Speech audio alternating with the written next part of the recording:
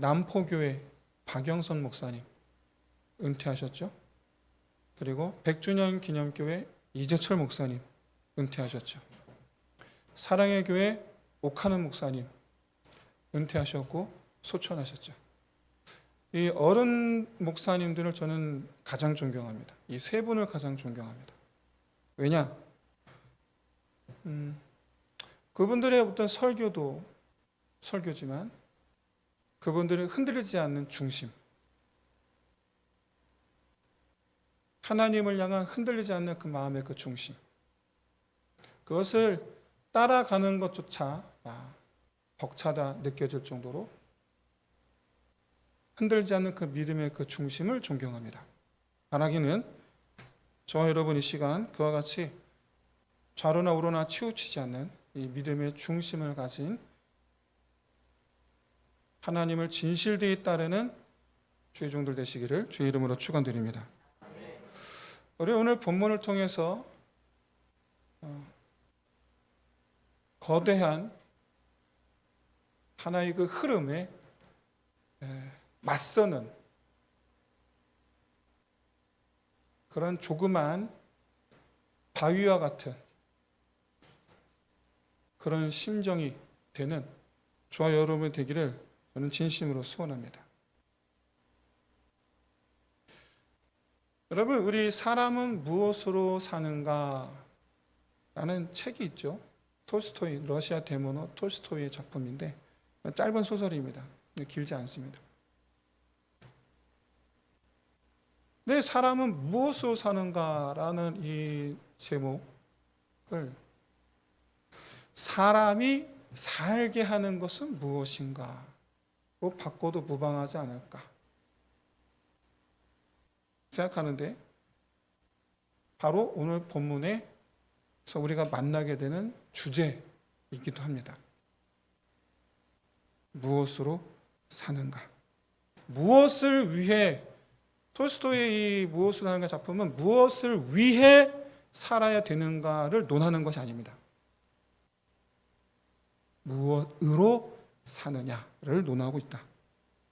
그러니까 사람이 산다라는 것은 무엇이 사람으로 하여금 살게 하는가에 대한 주제인 거예요. 이 내용은 이제 천사 미카엘이 벌을 받아서 지상으로 이제 떨어지게 되는데 이때 조건을 것이죠. 천상으로 돌아오려면 세 가지 깨달음 얻고 돌아오라. 그래서 천상에서 쫓겨나 비참한 모습으로 벌거벗겨진 채 비참한 모습으로 지상에 추락한 이 미카엘을 어느 교회 앞에서 구두장의 시몬이 만나게 됩니다. 그를 자기 집으로 데려갔는데 그 아내가 너무 싫은 거예요. 우리도 궁벽하거든요. 우리도 먹고 살 길이 힘든데 어디서 입 하나를 더 데리고 오니 싫은 티를 내는데 음식을 내주고 잘 곳을 내줘요. 그런 그 시몬의 아내의 그 마음을 꿰뚫어 본 미카엘이 이때 첫 번째 깨달음을 얻습니다. 아, 사람에게는 사랑이 있구나. 1년 정도가 지납니다. 구두장이 시몬을 도와서 구두 만드는 일을 한 어떤 부자가 차지합니다. 거들먹거리면서 자기가 주는 가죽으로 장화를 만들어 달라고. 돌아가는 그 뒷모습을 보면서 미카엘이 작업을 시작하는데 그는 그 부자가 부탁한 장화를 만드는 것이 아니라 죽은 자가 신는 신발을 만들기 시작합니다. 그리고 얼마 뒤 신발이 완성되었을 때 소식을 듣죠. 그 부자가 죽었노라고. 그때 미카엘이 두 번째 깨달음을 얻습니다. 아, 사람은 자기에게 가장 필요한 것이 무엇인지 모른 채 살고 있구나 라는 겁니다.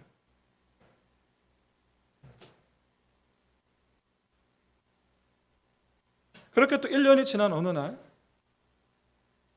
2명의 고아를 데리고 온 한 여인이 아이들의 신발을 맞춰주는 의뢰를 부탁을 하는데 이 두 고아의 어머니가 죽을 때 그 영혼을 거두어간 이가 바로 미카엘이었어요. 미카엘은 당시 산모였던 그 여인의 영혼을 거두어가며 남게 된 두 아이들을 바라보며 어찌 될까 하였는데, 시간이 지나 지금 두 아이들이 그 옆집의 여인의 슬하에서 사랑을 받으며 커가고 있는 것을 봅니다. 그때 세 번째 깨달음을 얻죠. 그리고 하나님을 찬송하며 천국으로 올라갑니다. 이게 소설 끝이에요. 그 세 번째 깨달음이 뭐냐? 사람은 사랑으로 사는구나 라는 거였어요. 톨스토이가 전하고 싶은 우리를 살게 하는 것, 그거는 사랑이다 라는 거죠. 그런데 여러분, 사람은 무엇으로 사는가라는 책 제목을 지은 톨스토이에게 왜 무엇을 위해 사는가라는 제목을 붙이지 않았습니까? 라고 묻는다면 아마도 이렇게 말하지 않을까 싶어요. 뭘 위해 사느냐보다 무엇으로 사느냐가 더 중요하기 때문이다. 왜냐? 무엇 위해 살든 그게 나를 세상에서 살아내게 하지는 않는다라는 거예요. 그게 나를 살리지는 않는다라는 거예요. 내가 추구하는 그것이 절대로 나를 살리지를 못합니다.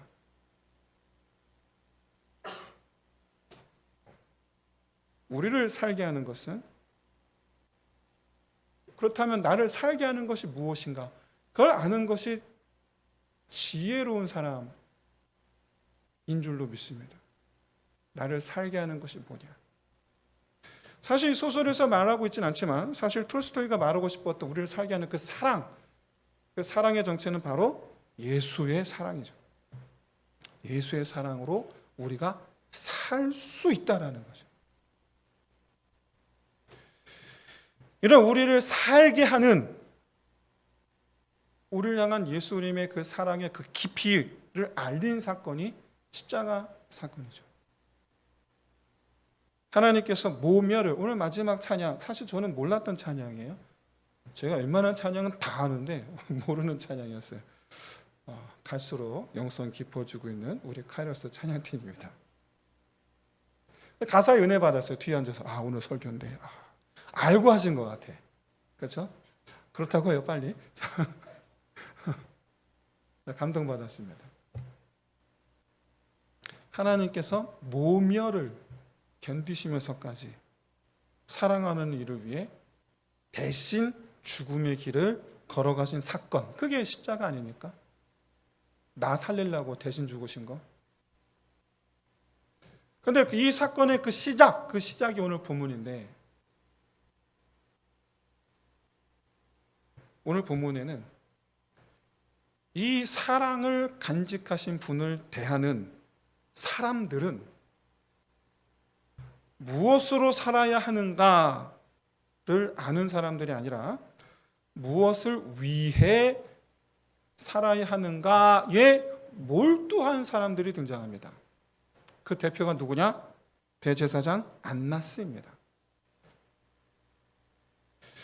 원래 이 율법의 대제사장이라는 직분은 물려받는 거죠. 태어나면 주어지는 거예요. 최초 대제사장 아론의 장자가 죽을 때까지 대제사장을 하는 거고, 그 장자가 죽으면 그 장자가 또 죽을 때까지 하는 거고, 그가 죽으면 또 그 장자가 죽을 때까지 하는 거예요. 이게 원래 대제사장 직분을 맡은 자의 숙명이에요. 그런데 예수님께서 세상에 오시기 전 AD 150년경 유다가 헬라에 의해서 아주 괴롭힘을 당하니까 반란을 일으키죠.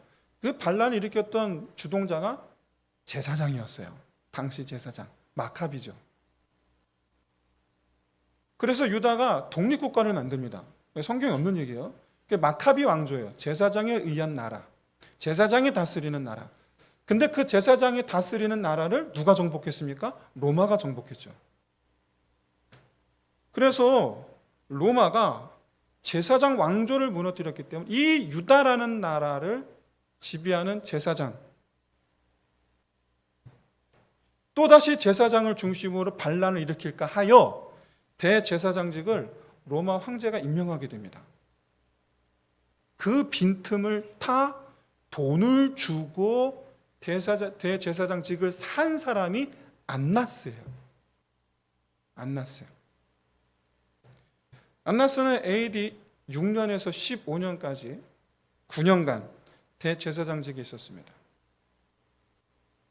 그런데 퇴임 이후에 아들 5명에게 그리고 사위 가야바에게 대제사장직 임명이 되도록 또 뇌물을 사용하죠. 그리고 이 뇌물은 어디서 났느냐? 예전에는 있지도 않았던 성전세를 발행을 하고 성전에서 장사치들에게 자릿세를 받고 하는 거죠. 그리고 이런 안나스의 행동을 직격한 사람이 있습니다. 누굽니까? 예수님이죠. 예수님은 공생애를 시작하실 때 성전을 방문하셨고 그리고 마지막으로 십자가를 짊어지시기 위해서 성전을 방문하십니다. 6월절 성전을 방문하시는데 공생애를 시작하실 때 성전 청결, 우리가 잘 아는 성전 청결 사건, 장사치를 다 내쫓으셨죠. 그때가 시작할 때예요. 두 번째는 6월절 마지막 죽으시길 때도 똑같은 일을 하세요. 2번 하신 거예요. 그때 유대인들이 네가 무슨 자격으로 이런 일을 하느냐 증명해라 라고 요구합니다. 그랬더니 여기 말하는 이 유대인들이 누구냐? 대제사장의 하수인들이죠. 이 예수님께서 뭐라 말씀하십니까? 증명하라 그러니까 이 성전을 헐라. 그러면 내가 사흘 동안에 일으키리라. 이 날이 여러분 놀랍게도 6월절이에요. 왜 제가 놀랍다고 말씀드리냐면 오늘 본문의 사건이 일어난 때가 언제입니까? 역시 6월절이에요. 의미가 있는 거죠. 예수님의 이 죄를 들춰내기 위해서 이 증인들을 세웠을 때 증인들이 뭘 가지고 증언합니까? 바로 이 말씀이죠. 성전을 헐고 이 사람이 성전을 헐고 사흘 만에 지을 수 있다고 했습니다. 3년 동안 기억하고 얘기를 하는 거예요. 정말 공교로운 일이긴 하지만 3년 전 했던 말씀을 기억하고 지금 고소한다라는 건 무슨 얘기입니까? 이 날을 기다리는 무리들이 있었다라는 것을 의미해요. 어디 두고 보자. 네가 한 말 내가 반드시 내가 갚아주리라. 그 무리들 누굴까요? 성전에서 장사하게 한 사람들이죠. 안나스예요. 예수님을 붙잡아 온 이 본문의 시기에 공식적인 대제사장은 가야바입니다. 그런데도 불구하고 예수님을 붙잡은 사람들이 제일 먼저 끌고 간 사람은 안나스예요. 가야바보다 위에 있다는 얘기죠. 권위가. 그러니까 안나스가 암중 시대를 조종하는 인물이었다라는 걸 의미해요. 현직 대제사장보다 더 권위가 있는 인물이라고 좌중에 있는 모든 이들이 다 인정하고 있었던 거죠. 정확하게는 강압에 굴복하는 거죠.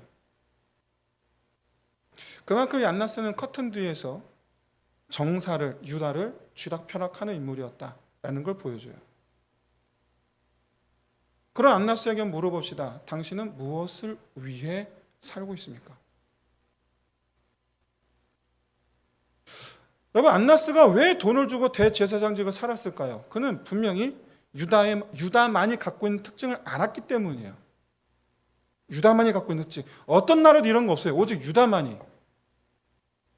앞선 시대에서 마카비라는 제사장에 의해서 왕조가 세워진, 그래서 유대인들에게는 제사장이라는 개념이 과거 구약과는 달리 제사장이 나라를 다스리는 자라는 거에 대해서 익숙해 있던 시기라는 거예요. 다시 말씀드려서 안나스는 유다를 다스리고 싶었고, 다른 표현으로 그는 유다의 주인이 되고 싶었던 거죠. 헤롯은 실제로 명목상 왕입니다. 백성들이 안 따라요. 헤롯은 그냥 명목상 왕이에요. 유대인들이 진심 따랐던 것은 대제사장이에요. 그런데 여러분, 웬 젊은 놈이 나타나더니 하는 말, 이 집은 내 아버지 집이다. 누가 감히 강도의 구렬로 만드느냐. 썩 물러가라. 헛소리를 하는 거죠. 처음에 신경도 안 썼어요. 그냥 미친놈인가 했어요. 근데 시간이 지나서 심상치가 않은 거예요. 사람들이 그 젊은 놈 주변에 모이는 거죠. 내 손에 있던 사람들이 내 손을 떠나 그 젊은 놈에게 가는 거죠. 심지어 6월절이 되니까, 제가 자꾸 예수님 보고 젊은 놈 보니까 좀 이상하시겠지만, 이 젊은 사람이 예루살렘을 들어오는데 사람들이 전부 다 다윗의 자손이여 호산나 호산나 하는 거예요. 그러면서 예수 보고 왕이 되라는 거예요. 예수 보고 이 나라의 주인이 되라는 거예요. 알아보니 진짜 다윗의 자손인 겁니다. 진짜 보니까 엘리야 같은 능력을 행하는 거예요. 진짜 구약에 예언된 메시아 같은 거예요. 유다의 진짜 주인이 나타난 거죠. 그래서 여러분, 명색의 대제사장인데 불법인 줄 알면서 규범을 어겨가며 예수를 붙잡아 옵니다. 제사장 그룹으로 이루어진 분파를 사두개파라고 부르고요. 랍비들로 이루어진 분파를 바리새파라고 부릅니다. 근데 이 바리새파와 사두개파가 모두 철저하게 지키는 율법 해설집이 있는데 그걸 가리켜서 미시나라고 불러요. 근데 이 미시나에 사내들인 편이라는 것이 있는데 그 미시나 사내들인 편에 보면 사형에 해당하는 사안에 대해서는 밤에 재판을 열 수 없다라고 되어 있어요. 그러니까 은밀하게 하지 말라는 거예요. 백주 대낮에 공개적으로 하라는 거예요. 그리고 사형을 위한 재판 절차는 최소 이틀 연속하라라고 되어 있어요. 그리고 증인들의 충분한 신문이 이루어져야 한다라는 조항이 있어요. 하지만 유다의 지배자이자 유다의 주인인 안나스는 그런 거 하나도 안 지킵니다. 하나도 안 지켜요. 대제사장인데 율법을 안 지켜요. 날이 밝기 한참 전인 깊은 새벽, 관점을 바꾸면 깊은 밤. 여명이 트기 전에가 제일 어둡다고 하잖아요. 그렇죠? 깊은 밤에 붙잡아요. 하지 말라는 것만 골라서 하고 있는 거죠. 별다른 증인도 없어요. 거기다 오늘은 6월절이에요. 내일은 안식일이야. 오늘 죽여야 돼. 이틀 연속 하라고 그러는데 재판을 단번에 끝내죠. 하나도 안 지켜요. 하루라도 빨리 진짜 주인이 사라져야지 내가 발 뻗고 잘 수 있는 거죠. 여러분, 주인이 되려는 사람은 진짜 주인이 싫습니다. 당연한 겁니다. 교회에서 쥐꼬리만한 권세로 주인 노릇하려는 사람은 절대로 예수 믿는 사람이 아니에요. 근데 우리 교회는 그런 분이 한 분도 안 계시기 때문에 제가 이런 말을 해봐야 여러분들은 아무 타격을 안 받아요. 제가 잘 알고 있어요. 얼마나 감사한지 모릅니다. 그런데 여러분, 진짜 주인을 싫어하게 될 상황은 모든 사람들이 맞이하게 됩니다. 마주하게 돼요. 여러분이 그동안 번 돈 다 하나님 거라고 하면 여러분 어떠실까요? 내가 다니고 있는 회사, 내가 만든 회사, 그거 하나님 거라고 하면 여러분 어떠실까요?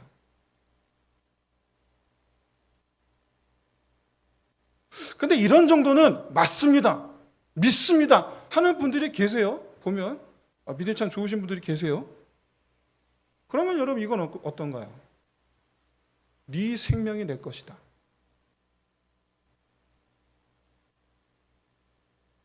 이 정도까지는 그래도 내가 네, 아멘 할 수 있을 것 같아요.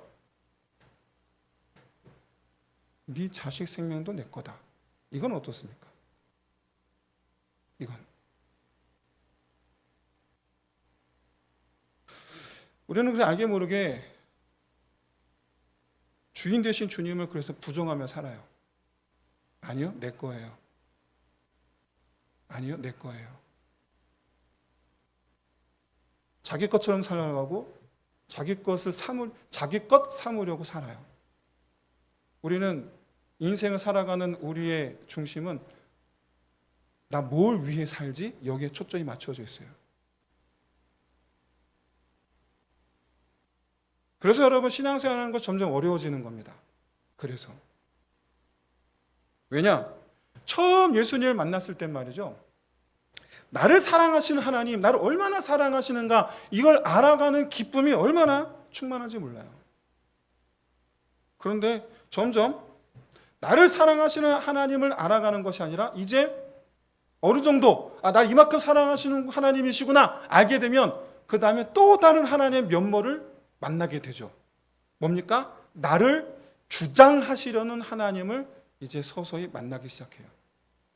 나를 주장하시려는 하나님. 그러니까 나한테 이래라 저래라 하시는 하나님을 만나기 시작한다라는 거예요. 근데 이래라 저래라 하시는 말씀의 근거가 뭐냐? 네게 있는 게 다 내 거야 라고 하시는 하나님을 만난다라는 거죠.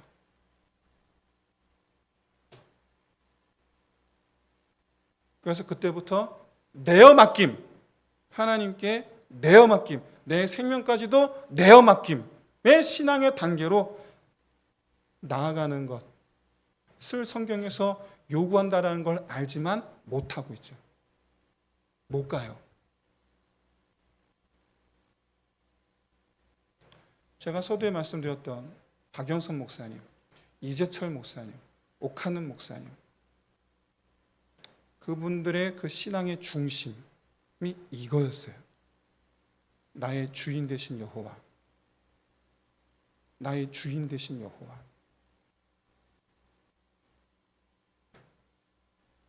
근데 여러분, 하나님의 최종 계획이 뭡니까? 이 땅을 향한 하나님의 최종 계획, 여러분 설마 이 땅 이대로 영원히 이렇게 흘러가려 생각하시는 건 아니겠죠? 주님 다시 오실 줄로 믿습니다. 이 땅이 언젠가 끝이 날 줄로 믿습니다. 그때 주님의 최종 계획은 뭡니까? 다 모든 피조물이 다 하나님의 것 삼는 게 최종 목표예요. 이게 무슨 얘기냐면 우리 각자를 향한 하나님의 계획도 똑같다라는 거예요. 나를 향한 하나님의 계획은 나의 주인이 되시는 거예요. 나의 주인이 되시는 거예요. 그래서 나의 삶의 모양은 주님이 나의 주인이시라는 것을 내가 그렇습니다 증명하는 삶이 되는 거예요. 우리 도윤이 문제일 때 제 내적 갈등이 바로 여기 있었어요. 하나님, 도윤이의 생명이 주님 것입니다. 이걸 인정해야 되는데 왜 이렇게 어려운지요. 혹여 데려가실지라도 내가 그것을 받아들여야 되는데 이게 어려웠어요. 이게. 그래서 제가 여러분들 말씀드린 거예요. 내가 믿음이 없더라고. 이걸 받아들이는 게 너무 힘들어서. 그게 믿음이 없더라고. 하나님께 저를 불쌍히 여기사 강건케 하심을 인하여 감사를 드립니다. 하지만 제 몫이 그래서 전 여러분이 한 거 오해하시는데 저는 도윤이를 지금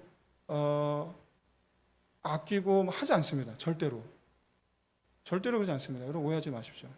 한때 아팠다고 불쌍히 그런 말 1절도 없습니다. 지금 1도 없습니다.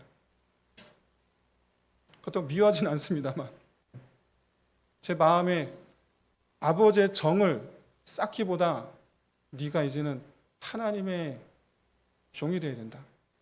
저도 목사 되는 얘기가 아니고 너 자신을 하나님께 바치는 삶을 네가 살아야 된다.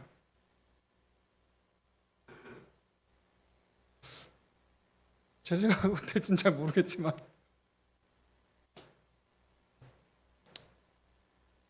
우리 잊지 마세요. 하나님의 나의 주인이 되시면 능치 못함이 없는 줄로 믿습니다. 가지 못할 것이 없게 될 줄로 믿습니다. 내 것 삼으려고 하니까 못 가는 거예요. 나는 간 줄 알죠. 근데 못 간 거예요. 바라기는 그렇게 내어 맡김의 단계로 기꺼이 나아가시기를 주의 이름으로 축원드립니다. 하나님께 내 걸 주장하기 시작하면 여러분 성경 말씀이 들어오질 않아요. 여러분이 직접 확인해 보세요. 성경에서 뭐라고 말씀하시는가? 너는 내 것이라. 그렇죠? 여러분 가나안 땅 이스라엘 백성들이 실패한 이유가 뭡니까? 가나안 땅이 지들 건 줄 알았기 때문에 실패한 거예요. 근데 하나님 처음부터 말씀하셨거든요. 가나안 땅 내 거라고. 처음부터 말씀하셨거든요. 내 거야. 니들 거 아니야. 단 니들에게 맡기는 거야. 근데 지들 건 줄 알았기 때문에 망한 거예요.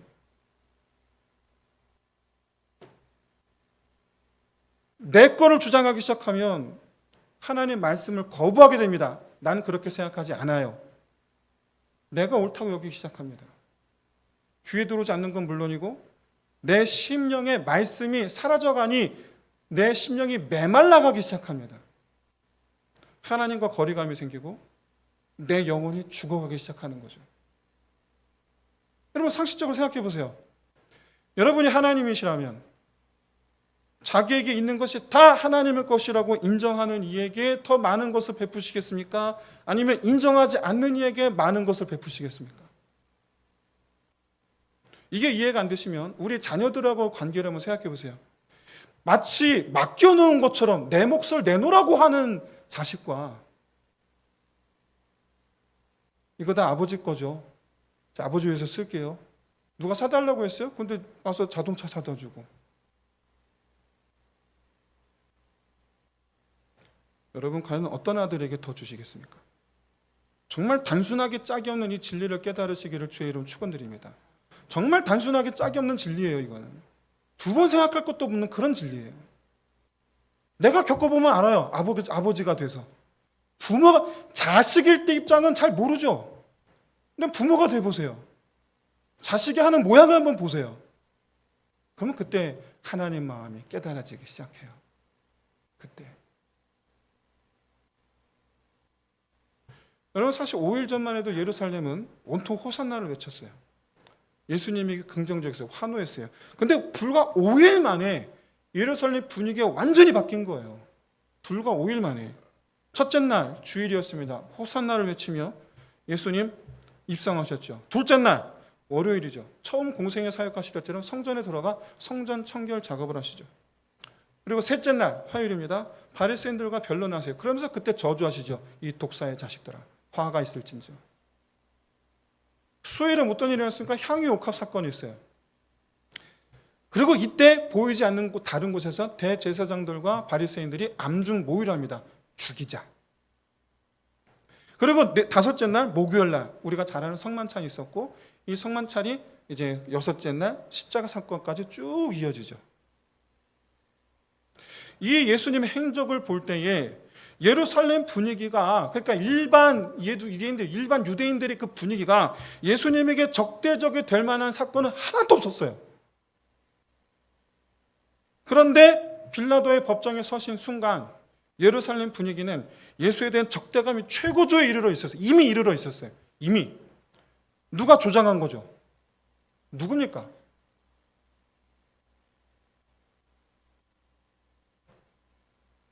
(5일) 동안 계속 예수를 거슬려 한 사람이겠죠. 그가 누군지 오늘 본문에서 요한이 밝히는 거예요. 그가 바로 안나스다. 유다의 주인 되려고 했던 주인이 되고 싶은 자. 그래서 진짜 주인을 거슬려 했고 자기 인생에서 진짜 주인을 뽑아버린 자. 안나스는 명색이 대제사장이라는 사람이 6월절 성전에서 어린 양을 잡는 게 아니라 십자가 앞에서 죽어가시는 예수를 구경합니다. 명색이 대제사장이라는 사람이. 근데 사실 이게 의미가 있죠. 진짜 어린 양을 잡고 있는 거죠. 이것이 율법을 완성하시는 하나님의 섭리인 줄로 믿습니다. 가짜 대제사장이지만 모든 유대인들이 대제사장으로 알고 있는 이들을 통해 6월절 어린 양을 잡으신 거죠.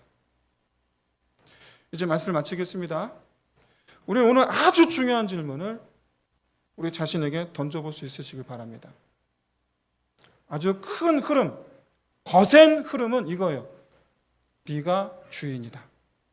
저는 제가 제일 싫어하는 노래가 이겼어요. 제가 제일 싫어하는 노래 사실은 내 인생은 나의 것. 제가 제일 싫어 이 노래. 내 인생은 나의 것. 내 인생은 주의 것이 돼야죠. 내 인생은 주의 것이 돼야죠. 여러분, 내 있는 모든 것의 주인 누구십니까? 예수 그리스도. 또 한 가지, 그럼 나는 무엇으로 살아갑니까? 예수 사랑이죠.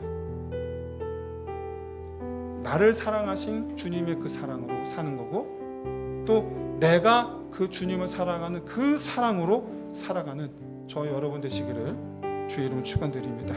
그렇게 해서 오늘 이 시간 우리 주님을, 예수 그리스도 우리 주님을 주인으로 영접하기를 결단하시기를 주의 이름 축원드립니다. 함께 찬양하면서 함께 기도하겠습니다. 주의 사랑 항상 내 곁에 머무시네. 나 주님을 모른다 하여도 주의 사랑